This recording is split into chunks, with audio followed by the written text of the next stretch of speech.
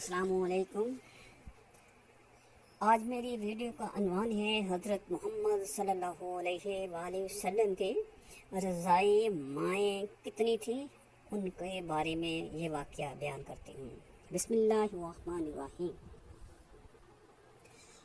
سیرت المصطفیٰ ایک 68 سیرت النبوت البدائیہ و النہائیہ الطبقات الکبریٰ اور سیرت حلبیہ میں حضور نبی کریم صلی اللہ علیہ وسلم حبیب رب کائنات حضرت محمد مصطفیٰ صلی اللہ علیہ وسلم کی رضائی ماؤں کی تعداد 6 لکھی گئی ہے، جن میں 3 شادی شدہ اور 3 غیر شادی شدہ تھیں۔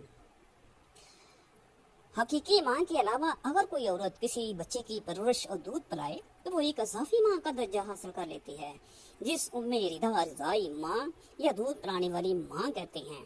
اس عورت کے شوہر کو بچے کے باپ کا درجہ دیا جاتا ہے، جبکہ اس کے بچوں کو بھی اس بچے کے حقیقی بہن بھائیوں کی طرح سمجھا جاتا ہے، اور اس کی ان میں سے کسی سے شادی نہیں ہو سکتی۔ اس طرح ایک عورت جس نے کسی بچے کے 2 برس کے ہونے سے پہلے اسے کم از کم 5 بار دودھ پلایا ہو، اسلامی قانون کے دیے ہوئے خصوصی حقوق کے تحت وہ اپنے دودھ کے رشتے سے اس بچے کی ماں بن جاتی ہے۔ دودھ پینے والا بچہ رضائی ماں کے دوسرے بچوں کو مکمل طور پر بہن یا بھائی سمجھا جاتا ہے، یعنی کہ ایسا لڑکا اپنی رضائی بہن اور ایسی لڑکی اپنی رضائی بھائی کی محرم ہوتی ہے۔ کوئی دوسرا مذہب کسی دودھ پلانے والی ماں کو ایسا رتبہ نہیں دیتا۔ حضور صلی اللہ علیہ وسلم کی رضائی بھائیوں کی تعداد 5 جبکہ رضائی بہنوں کی تعداد 2 تھی۔ حضور صلی اللہ علیہ وسلم نے کتنے دن تک اپنی والدہ مائدہ کا دودھ پیا، اس بارے میں 3 مختلف روایات ہیں۔ پہلی روایت تو یہ ہے کہ 7 روز تک والدہ مائدہ نے دودھ پلایا۔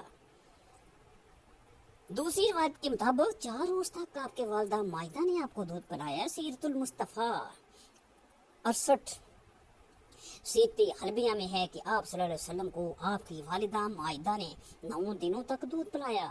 سیرت حلبیہ حضور صلی اللہ علیہ وسلم کو والدہ کے بعد جس عورت نے سب سے پہلے دودھ پلایا حضرت صوبیہ اسمیہ تھی، یعنی حضرت صوبیہ حضور صلی اللہ علیہ وسلم کی سب سے پہلے رضائی ماں تھی۔ اس کو امام بخاری نے 5101 میں روایت کیا ہے کہ والدہ مائدہ کے بعد حضرت حلیمہ سعدیہ کے پاس جانے سے پہلے آپ صلی اللہ علیہ وسلم کو آپ کے چچا ابو لہب کی باندھی حضرت سویبہ نے دودھ پلایا۔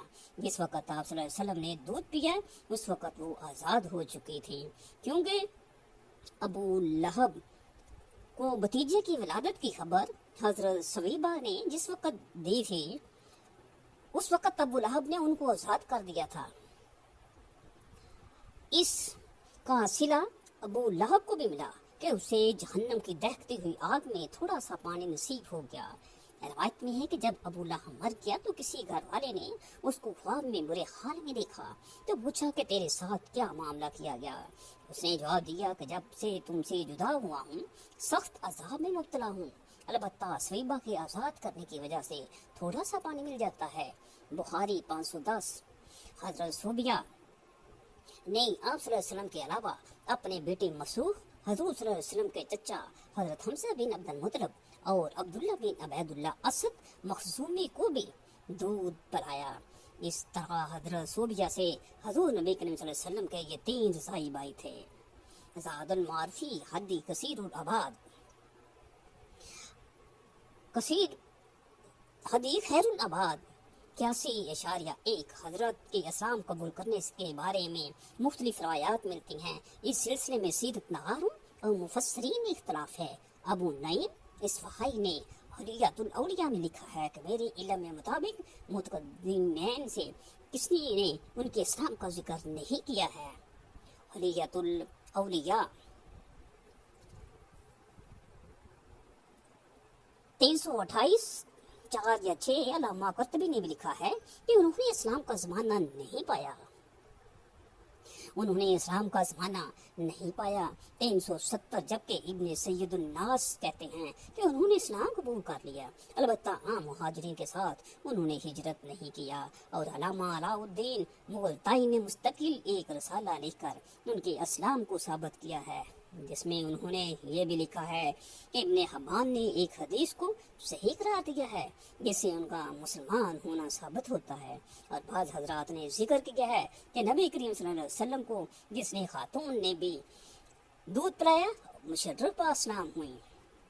حضور صلی اللہ علیہ وآلہ وسلم جب مکہ سے مدینہ ہجرت فرما گئے تو حضرت صوبیہ مکہ ہی میں رہیں۔ نبی کریم صلی اللہ علیہ وآلہ وسلم مکہ جانے والے کے ہاتھ خصوصی طور پر حضرت صوبیہ کے لیے تحائف بھیجا کرتے تھے۔ غزوہ خیبر کے بعد 7 ہجری میں حضور صلی اللہ علیہ وسلم کو اپنی پہلی رضائی والدہ حضرت صوبیہ کے انتقال کی خبر ملی تو آپ غمزدہ ہو گئے۔ اس موقع پر خبر پہنچانے والے سے حضور صلی اللہ علیہ وسلم نے پوچھا کہ حضرت صوبیہ کے بیٹے اور میرے رضائی بھائی مصروف کا کیا حال ہے؟ آپ کو یہ بتایا گیا کہ مصروف تو حضرت صوبیہ سے پہلے ہی وفات پا چکا ہے اور اب ان کا کوئی باقی نہیں رہا۔ الطبقات الکبریٰ 87.1 عربوں میں یہ روایت ہے کہ نئے پیدا ہونے والے بچے کو خالص عربی زبان سیکھنے اور دیہات کی پاک صاف آب و ہوا میں مخلوط تہذیب سیکھنے کے لیے کسی گاؤں میں بھیج دیا جاتا تھا۔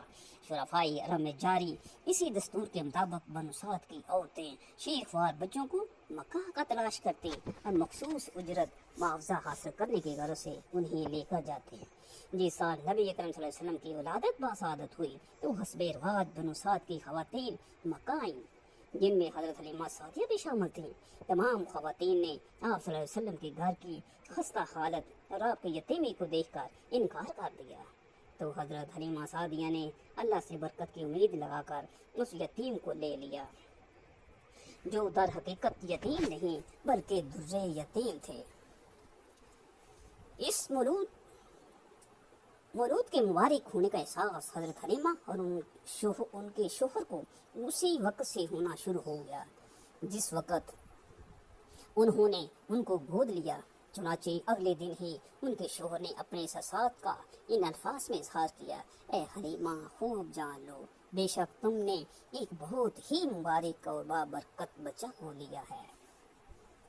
یوں حضرت حلیمہ حضور اکرم صلی اللہ علیہ وسلم کی دوسری رضائی ماں بنی۔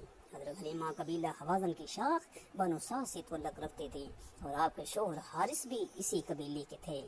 حضور کے علاوہ حضرت حلیمہ نے اپنے بیٹے عبداللہ، اپنی 2 بیٹیوں انیسہ اور حذافہ جسے شیمہ بھی کہا جاتا ہے، اور ابو سفیان بن الحارث بن عبد المطلب کو بھی دودھ پلایا۔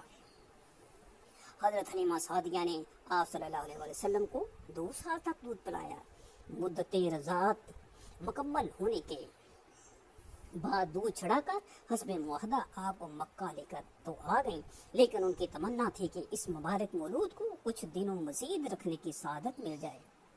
ادھر جب مکہ پہنچی تو معلوم ہوا کہ مکہ میں وبا پھیلی ہوئی ہے، تو ان کی گزارش پر آپ کی والدہ اور دادا نے ان کی گزارش کو قبول کرنا ہی بہتر سمجھا۔ اس طرح آپ صلی اللہ علیہ وسلم دوبارہ حضرت حلیمہ کے پاس ہی رہے اور 4 سال کی عمر تک آپ صلی اللہ علیہ وسلم ان کے پاس ہی رہے۔ 4 سال کی عمر میں وہ آ کر آپ کو والدہ معاہدہ حضرت آمنہ کے پاس لے کر آ گئی۔ غزوہ حنین پر ایک دفعہ جارانہ مقام پر حضور صلی اللہ علیہ وسلم صحابہ کی محفل میں کہ اچانک ایک خاتون آئی جن کے لیے نبی پاک صلی اللہ علیہ وسلم خود کھڑے ہو گئے اور اپنی مبارک چادر زمین پر بچھا کر اپنی جگہ پر بٹھا دیا۔ صحابی رسول حضرت ملتفیل کہتے ہیں کہ میں نے صحابہ سے پوچھا یہ کون ہے، تو صحابہ نے جواب دیا یہ رسول اللہ صلی اللہ علیہ وسلم کی رضائی ماں حضرت حلیمہ سعدیہ ہیں۔ ابو داؤد 5144۔ حضرت حلیمہ سعدیہ کی وفات مدینہ میں ہوئی اور جنت البقیع میں آپ کو دفن کیا گیا۔ حضور صلی اللہ علیہ وسلم کی تیسری رضائی ماں حضرت ام فروہ تھی۔ سیرت حبلیہ 129.1۔ سیرت نگاروں نے لکھا ہے کہ آپ صلی اللہ علیہ وآلہ وسلم کو بنو سلیم کی 3 کنواری لڑکیوں نے بھی دودھ پلایا۔ انہوں نے اپنا سینہ جو ہی نبی کرم صلی اللہ علیہ وآلہ وسلم کے منہ سے لگایا تو دودھ جاری ہو گیا، جسے آپ صلی اللہ علیہ وسلم نے پیا، اور اتفاق یہ کہ ان تینوں کا نام عاتقہ تھا۔ اس لیے رسول اللہ صلی اللہ علیہ وسلم کبھی کبھار فرمایا کرتے تھے میں بنو سلیم کی बनु सलीम का बेटा हूँ।